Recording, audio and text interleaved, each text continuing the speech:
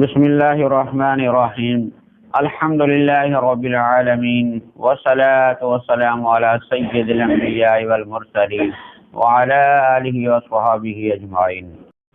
حضور نبی کریم رؤوف الرحیم صلی اللہ تعالی علیہ وآلہ وسلم کا ارشاد مبارک ہے، جس نے مجھ پر ایک بار درود پاک پڑھا اللہ رب العالمین اس پر 10 رحمتیں نازل فرماتا ہے، اور جو 10 بار درود پاک بھیجے تو اللہ کریم اس پر 100 رحمتیں نازل فرماتا ہے، اور جو 100 بار مجھ پر درود پاک بھیجے گا اللہ رب العالمین اس کی پیشانی پر لکھ دے گا کہ یہ بندہ نفاق اور دوزخ کی آگ سے بری ہے، اور پھر قیامت کے دن اللہ رب العالمین اس درود پاک پڑھنے والے کو شہیدوں کے ساتھ رکھے گا۔ تو کتنی بڑی سعادت ہے درود پاک کی، تو ہمیں بھی یہ ضرور سعادت حاصل کرنی چاہیے۔ اصول و برکت ایک دفعہ درود شریف پڑھ لیجیے۔ اللہم صلی علی سیدنا و مولانا محمد و علی آل سیدنا محمد مبارک وسلم۔ اللہ رب العالمین نے قرآن مجید فرقان حمید میں ارشاد مبارک فرمایا، وَلَقَدْ عَلِمْتُمُ الَّذِينَ اعْتَدَوْا مِنْكُمْ فِي السَّبْتِ فَقُلْنَا لَهُمْ كُونُوا قِرَدَةً خَاسِئِينَ۔ اللہ کریم کا یہ ارشاد مبارک ہے، اور یقیناً تمہیں معلوم ہے وہ لوگ جنہوں نے تم میں سے ہفتے کے دن میں سرکشی کی، تو ہم نے ان سے کہا کہ ددکارے ہوئے بندر بن جاؤ۔ اللہ اکبر۔ اللہ رب العالمین نے یہاں ایک قوم کا ذکر فرمایا ہے کہ انہوں نے نافرمانی کی تھی، تو اللہ تعالیٰ نے ان کو سزا دی کہ انسان سے اللہ کریم نے ان کو بندر بنا دیا، اس وجہ سے کہ اللہ تعالیٰ کے حکم کی نافرمانی کر رہے تھے۔ تو اللہ تعالیٰ کی نافرمانی بہت بڑی ملامت ہے جو بھی انسان کرتا ہے۔ ہر انسان کو عبرت کرنی چاہیے کہ اللہ تعالیٰ کا حکم جس نے ہمیں پیدا کیا ہے، جس کی یہ ساری کائنات ہے، اس کی نافرمانی نہیں کرنی چاہیے۔ تو فرماتے ہیں کہ وَلَقَدْ عَلِمْتُمُ الَّذِي، اس کا ہے کہ یقیناً تمہیں بھی معلوم ہے، یعنی یہاں یہ جو پیغام ہے یہ امت محمدیہ کو ہے کہ تمہیں معلوم ہے کہ وہ لوگوں کا کیا حال ہوا جب نافرمانی انہوں نے کی تھی، اس لیے تم یہ غلطی نہ کرنا۔ یہ پیغام اللہ تعالیٰ نے پہلے لفظ میں امت محمدیہ کو دیا ہے۔ تو اس لیے اللہ تبارک و تعالیٰ کے وہ جو نافرمان بندے تھے وہ کون تھے؟ وہ حضرت داؤد علیہ السلام کی امت میں سے تھے۔ حضرت داؤد علیہ السلام جو اللہ تعالیٰ کے نبی گزرے ہیں، ان کے وہ امتی تھے۔ ان کے دور میں یہ واقعہ پیش آیا کہ شہر ایلا، ایک شہر تھا شہر ایلا، اس کو ایلا کہا جاتا ہے، اور وہ سمندر کلزم کے کنارے پر آباد تھا وہ شہر۔ وہاں یہ بنی اسرائیل آباد تھے سمندر کے کنارے پر۔ تو اللہ رب العالمین نے وہاں ان سے ایک آزمائش لی، کیونکہ آزمائش کا اللہ تعالیٰ نے قرآن پاک میں حکم فرمایا کہ ہم آزمائش لیتے ہیں۔ تو یہ بھی ایک ان کی آزمائش تھی، لیکن وہ اپنی آزمائش میں کامیاب نہ ہوئے، اللہ تعالیٰ کی نافرمانی کر بیٹھے۔ تو نافرمانی کی سزا بڑی سخت ہے جب اللہ تعالیٰ ناراض ہوتا ہے۔ تو وہ پہلے تو فرماتے ہیں مفسرین کرام، اللہ تعالیٰ نے ان کو بھی جمعہ دیا تھا، جمعے کا دن کا تم نے احترام کرنا، جیسے ہمارے لیے جمعہ ہے۔ جمعہ سارے دنوں کا سردار دن ہے، جمعہ برکت والا دن ہے، جمعے کے دن نماز جمعہ ادا کی جاتی ہے۔ تو اللہ رب العالمین نے پہلے ان کو جمعے کا فرمایا کہ تمہیں جمعے کا دن ہم عطا فرماتے ہیں، اس میں میری عبادت کیا کرو، لیکن ان لوگوں نے انکار کیا کہ ہم جمعہ کو نہیں قبول کرتے۔ تو اللہ تعالیٰ نے ان کو ہفتے کا دن دیا کہ چلو تم ہفتے کے دن میری عبادت کر لیا کرو، ہفتے کے دن تم نے کچھ اور نہیں کرنا، صرف میری عبادت ہی کرنی ہے۔ جیسے عیسائیوں کو اللہ تعالیٰ نے اتوار دیا، عیسائی جو اتوار مناتے ہیں، ان کے شریعت میں اتوار کا دن ایسے مقدس ہے جیسے ہمارے لیے جمعہ مقدس ہے۔ تو یہودیوں کے لیے ہفتے کا دن بھی ایسے مقدس تھا جیسے ہمارے لیے جمعے کا دن مقدس ہے۔ تو اس لیے اللہ تعالیٰ نے وہاں ان کو فرمایا تھا کہ یہ ہفتے کا دن جو ہے اس کے اندر سرکشی نہیں کرنی۔ ان کے اوپر یہ اللہ تعالیٰ نے پابندی لگائی تھی کہ جو دریا کے اندر مچھلیاں آتی ہیں، مچھلی ان پر حلال تھی کھانے کے لیے، تو فرمایا کہ جو ہفتے کے دن تمہیں شکار نہیں کرنا مچھلی کا، جو بھی دریا میں مچھلی آئے شکار جمعے کے دن نہیں کرنا، اب ہفتے کے دن نہیں کرنا، باقی سارے دن تمہارے لیے جتنا چاہے شکار کرو۔ تو اللہ تعالیٰ کی قدرت ایسی تھی کہ ہفتے کے دن مچھلیاں بہت زیادہ آ جاتی تھی، سمندر میں اتنی مچھلیاں آتی تھی کہ پانی کے اوپر مچھلیاں ہی نظر آتی تھی، بلکہ پانی نظر ہی نہیں آتا تھا کہ پانی ہے کہاں، اتنی مچھلیاں، بہت زیادہ مچھلیاں آ جاتی، سارے یہ لوگ دیکھ کے حیران ہوتے کہ اتنی مچھلیاں آتی ہیں، باقی دنوں میں مچھلی غائب ہو جاتی ہے۔ تو یہ اللہ تعالیٰ کی ایک آزمائش تھی ان کے لیے کہ اللہ تعالیٰ نے جس دن روکا تھا اسی دن مچھلیاں زیادہ آتی تھی۔ کچھ مفسرین کرام کا یہ کہنا ہے کہ وہ ہفتے کے دن مچھلیاں کیوں آتی تھی، اس وجہ سے آتی تھی کہ اللہ تعالیٰ نے حضرت یونس علیہ السلام کو مچھلی کے پیٹ میں رکھا ہوا تھا، تو وہ مچھلی جو ہفتے کو آتی تھی تو وہ ساری مچھلی اس کی زیارت کے لیے آتی تھی کہ اس مچھلی کے پیٹ میں اللہ کے نبی موجود۔ بہرحال مچھلیاں آتی ہفتے کے دن بہت زیادہ تھی، بہت زیادہ مچھلی آتی تھی، تو وہ سارے لوگ اس پر حیران تھے کہ باقی دن جو ہم شکار کرتے ہیں مچھلی ہوتی کوئی نہیں، تو ہفتے کے دن اتنی ہوتی کہ پانی نظر نہیں آتا، مچھلی نظر آتی ہے۔ تو انہوں نے کچھ دن تو صبر کیا کہ یہ اب کیسے کرے، پھر انہوں نے ہیلے بہانے شروع کر دیے۔ ہیلے بہانے ایسے شروع کیے کہ جمعے کے دن وہ پانی کے اندر اپنی ڈوری چھوڑ کے چلے جاتے یا جال لگا کے چلے جاتے جمعے کے دن، اور ہفتے کو نہ آتے، اور اتوار کو آ کے وہ اپنی جالی یا اپنی ڈوری لگاتے، جو لگا کے گئے تھے اس میں مچھلیاں پکڑی جاتی، وہ نکال کے کھاتے پیتے بیچتے بھی تھے۔ جب ان پر پہلے تو عذاب نہ آیا کہ یہ تھوڑے آدمی کر رہے تھے، پھر ان لوگوں نے، کچھ لوگوں نے تو اس سمندر میں سے نالیاں نکال کے باہر کھڈے بنا لیے، تالاب بنا لیے، ان تالابوں میں جمعے کے دن نالیاں بنا دیتے، اور جب ہفتے کو مچھلی آتی تو وہ نالیاں کھول دیتے، ان کے تالابوں میں مچھلیاں آ جاتی تھی، تو پکڑتے نہیں تھے ہفتے کے دن، اتوار کو پکڑتے تھے، اور یہ ہیلا بناتے تھے کہ ہم تو اتوار کو شکار کرتے ہیں، ہفتے کو کرتے ہی نہیں ہیں۔ تو اس لیے وہ ہیلے سے، اس ترکیب سے، حالانکہ جمعے کے دن جو کر کے جاتے تھے اور ہفتے کو جو مچھلیاں آ جاتی تھی وہ بھی ان کی شکار میں ہی آتی تھی، تو اس شکار کرنا ہفتے کا ہی ان کا یہ شکار کرنا ہی بن جاتا تھا۔ تو یہ ہیلا بہانہ کر کے وہ لوگ اس طرح اپنے آپ کو تسلی دیتے تھے۔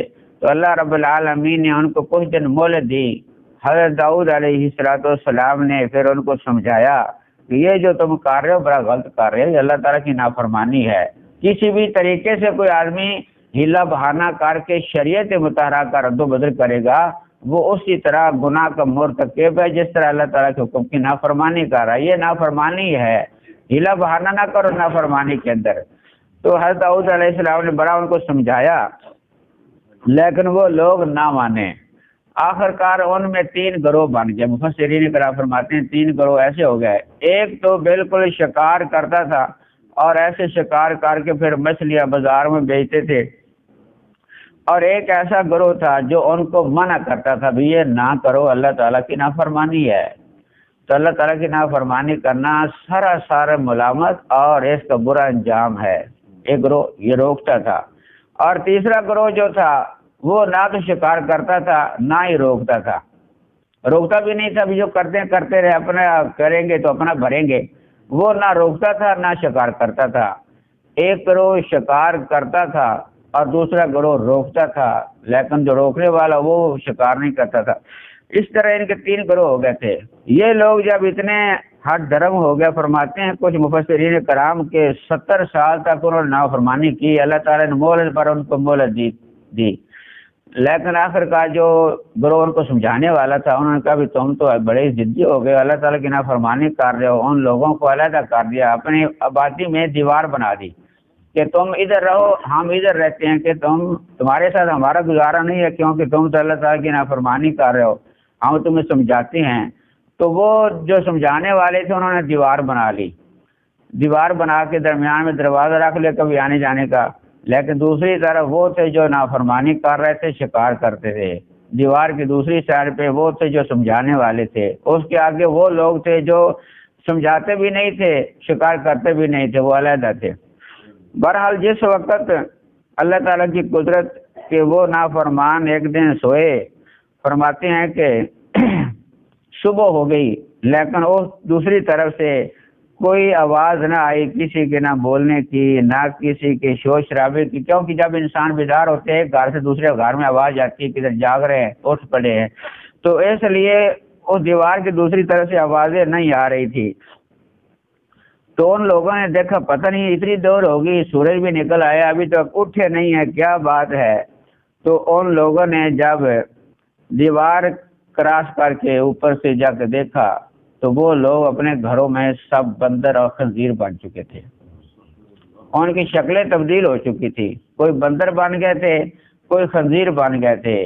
فرماتے ہیں مفسرین کرام جو ان کے نوجوان لوگ تھے، نوجوان جو لوگ تھے وہ سارے بندر بن گئے تھے، جو بڑے تھے، بزرگ تھے، بڑی عمر والے لوگ تھے، وہ خنزیر بن گئے تھے۔ استغفر اللہ استغفر اللہ۔ تو اللہ تعالیٰ نے ان کو یہ سزا دی تو وہ اپنی شکل و صورت جو ہے وہ ختم کر بیٹھے، نافرمانی کی وجہ سے اللہ تعالیٰ ناراض ہوئے۔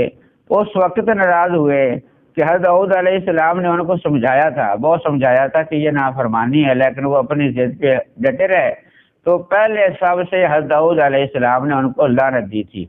حضرت داؤد علیہ السلام نے ان کو لعنت دی کہ تم اتنے نافرمان ہو، تم تو لعنتی ہو۔ حضرت داؤد علیہ السلام جب ناراض ہوئے پھر اللہ تعالیٰ بھی ناراض ہوا۔ اس سے پتہ چلتا ہے کہ انبیاء کرام جب ناراض ہو جاتے ہیں اللہ قریب بھی ناراض ہو جاتا ہے۔ اپنے نبی کی مخالفت نہیں کرنی چاہیے، اپنے نبی کو جو ہے ناراض نہیں کر لینا چاہیے۔ انبیاء کرام بندوں کے درمیان بیل واسطہ ہوتے ہیں اللہ رب العالمین کی طرف سے، نبی ناراض ہو گئے تو پھر اللہ تعالیٰ بھی ناراض ہو گیا۔ تو اس لیے حضرت داؤد علیہ السلام ناراض ہوئے، انہوں نے لعنت کی، تو پھر اس کے بعد اللہ تعالیٰ نے عذاب بھیجا کہ ان کی شکلیں مسخ ہو گئی، وہ خنزیر اور بندر بن گئے تھے۔ تو جس وقت وہ خنزیر بن گئے، بندر بن گئے، فرماتے ہیں کہ یہ لوگ جب جن کے رشتہ دار ہی تھے، دیوار بنی ہوئی تھی درمیان میں، رشتہ دار تھے، جب ان کے پاس گئے وہ پہچانتے تھے کہ یہ ہمارے رشتہ دار ہے، پہچانتے تھے۔ تو جب عذاب آیا نا، جو نافرمانی کر رہے تھے وہ بھی عذاب میں گرفتار ہوئے، جو سمجھاتے تھے وہ محفوظ ہوئے، جو سمجھاتے تھے عمل نہیں کرتے تھے، یہ شکار نہیں کرتے، وہ بھی محفوظ ہوئے۔ لیکن جو لوگ نہیں سمجھاتے تھے اور شکار بھی نہیں کرتے تھے وہ بھی عذاب میں گرفتار ہو گئے تھے، کہ وہ دیکھتے تھے نافرمانی کر رہے ہیں لیکن سمجھاتے نہیں تھے۔ نہ سمجھانا، ایک بندہ نافرمانی کر رہا ہے اس کو نہ سمجھانا بھی ایسے ہی ہے جیسے اس کے اندر وہ بندہ شریک ہے۔ اس لیے جس کے اندر غلطی ہو اس کو سمجھانا چاہیے کہ یہ تم غلط کر رہے ہو۔ یہی انبیاء کرام کا طریقہ ہے کہ کسی کے اندر غلطی ہے، اور یہی صحابہ کرام کا، یہی علماء کرام کا طریقہ ہے۔ یہ عمل دین اسلام کا اسی طرح پھیل رہا ہے کہ جو آدمی غلطی کر رہا ہے اس کو سمجھانا چاہیے، نہ سمجھانا ایسا ہی ہے جیسے اس کی ہاں میں ہاں ملا رہا ہے، یا نہیں سمجھاتا یہ بھی اس کے جرم میں شامل ہو جاتا ہے۔ تو جو نہیں سمجھاتے تھے وہ لوگ وہ خود عمل بھی نہیں کرتے تھے، شکار بھی نہیں کرتے تھے، لیکن وہ بھی عذاب میں گرفتار ہو گئے تھے۔ بچے وہی جو سمجھانے والے لوگ تھے وہ بچ گئے تھے۔ بہرحال ہمیں بھی یہ اللہ رب العالمین کی طرف سے پیغام ہے کہ تم اگر اللہ رب العالمین کی نافرمانی کرو گے تو وہ عذاب تمہارے لیے بھی ہو سکتا ہے۔ وَلَقَدْ عَلِمْتُمُ الَّذِي، تم جانتے ہو کہ ہم کیسے پکڑتے ہیں اپنی نافرمان قوم کو۔ تو اس لیے اللہ رب العالمین نے یہاں یہ ارشاد فرمایا ہے کہ ان لوگوں نے جب نافرمانی کی، نافرمانی کے پھر انہوں نے ہیلے بہانے تلاش کر لیے تھے۔ تو مفسرین کرام فرماتے ہیں کہ یہ ہیلا بہانہ کرنا یہ بھی حرام ہے شریعت کے اندر، کہ ہیلا بہانہ کر کے جیسا کہ ان لوگوں نے کیا تھا کہ ہفتے جمعے کو وہ شکار کر کے چلے جاتے تھے، ہفتے کو نہیں پکڑتے تھے، اتوار کو پکڑتے تھے، اور کہتے تھے جو لوگ سمجھاتے تھے نا ان کو کہتے تھے کہ ہم تو اتوار کو پکڑتے ہیں مچھلیاں، جو ہفتے کو پکڑتے ہی نہیں ہیں۔ تو یہ ہیلا بہانہ کر کے اس طرح تک ہیلا بہانہ کرنا شریعت کے اندر، شریعت کے خلاف ہو جانا یہ بھی حرام ہے۔ جس طرح نماز کو کہ آدمی جیسے سرکار کے دور میں ہوا ایسے جو ہیلا بہانہ ہے، اس کے بارے میں جیسے صحابہ کرام کے اندر ایک دور تھا کہ انہوں نے عرض کی سرکار ہمارے دور میں کھجور جو بکتی ہے، کھجور جو اعلیٰ کھجور ہے 1 درہم کی 1 کلو ہے، اعلیٰ کھجور 1 درہم کی 1 کلو ہے، گھٹیا کھجور جو ردی کھجور ہے 1 درہم کی 2 کلو ہے۔ اگر ہم کھجور اعلیٰ لیں 2 کلو گھٹیا کھجور دے دیں، ردی کھجور دے دیں، تو اس طرح صحیح ہے یا غلط ہے؟ سرکار نے فرمایا یہ سود ہے. یہ سود ہے کہ جنس کے بدلے جنس اچھی یا بری لے کے یہ اس جنس کے برابر لے لینا، یا اس کو 1 کلو دے کے 2 کلو لے لینا، یہ سود ہے. اسی طرح پیسے سے انسان جو پیسہ خرید لیتا ہے یہ بھی سود ہے. تو سرکار نے فرمایا یہ سود اللہ تعالیٰ نے حرام کیا ہے. اس طریقے سے اس ہیلے سے تم نہ خریدو، اس کو نہ لو کہ 1 کلو کے بدلے 2 کلو لے لی ہڈی کھجور.